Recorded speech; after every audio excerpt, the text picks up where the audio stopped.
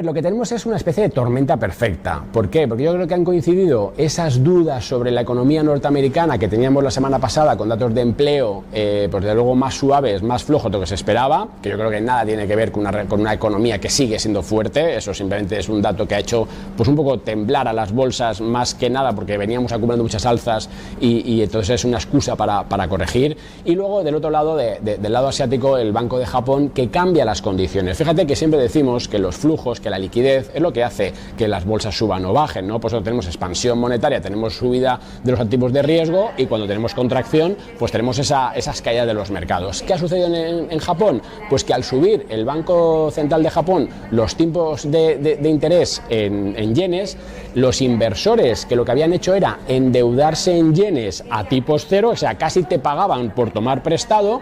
Ellos habían hecho esto, ¿no? Tomar prestado, invertir en activos de riesgo, valores tecnológicos en Estados Unidos, que si Nvidia, que si al final pues todo lo que serían los magníficos 7 y bolsa de Japón.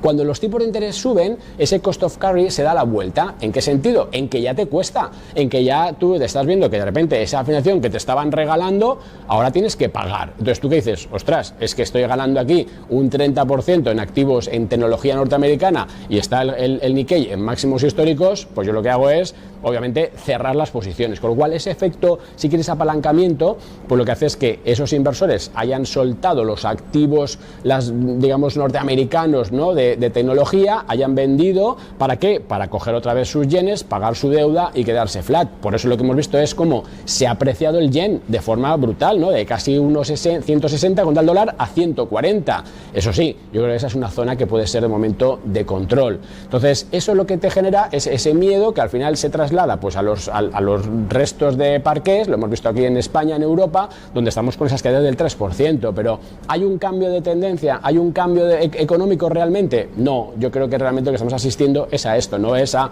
ese desapalancamiento, si quieres, de activos de riesgo, con lo cual tú vendes todo, vendes pues tus bitcoins, vendes tus acciones norteamericanas, vendes el Nikkei y te vas a una posición, si quieres, más conservadora para esperar y ver. Entonces yo creo que aquí pues deberíamos empezar a ver cómo esa volatilidad que se ha disparado se empieza a suavizar y que tal vez surjan oportunidades de compra. O sea, que para mí no es un huir corriendo rápido y esconderme donde pueda, sino un poco de gestionar el riesgo, de rebalancear los portfolios y aprovechar, ¿no? Es verdad que tal vez deberíamos dejar un poco que esto se apacigüe, pero no tenemos un cambio en lo que serían previsiones económicas. Estados Unidos sigue creciendo fuerte, va a crecer por encima del 2% anualizado en lo que es el PIB.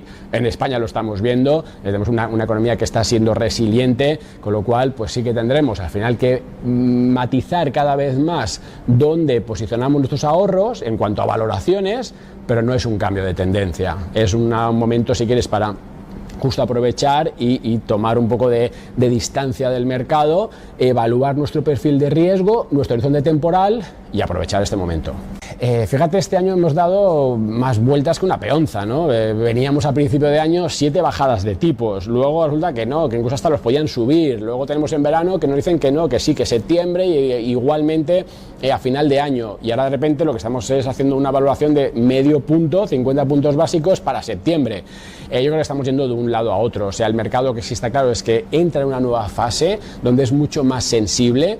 Yo creo que la Fed va a bajar los tipos en septiembre, pero va a hacerlo 25 puntos básicos. Hacerlo 0,50 implicaría un riesgo adicional, porque entonces sí que te dirían que hay un problema, ¿no? Y yo creo que no lo hay. Un poco lo comentábamos, si estamos creciendo al 2% del PIB y que el desempleo un poco pues se ajuste, pues yo creo que de momento no es un tema para pensar en esto, en huir corriendo e irse a renta fija, que otra cosa es que en renta fija tengamos valor. Yo creo que al final no podemos olvidar que los criptoactivos, Bitcoin entre ellos como la principal, no deja de ser un activo de riesgo. Es decir, por mucho que queramos posicionarlo como un valor refugio, que ya veremos si se llega o no, o si se monetiza o no el Bitcoin como tal, de momento lo que está claro es que es un activo de riesgo, y cuando el dinero huye de todo. Da igual que sea bolsa, da igual que sea pues Bitcoin o da igual que sea oro.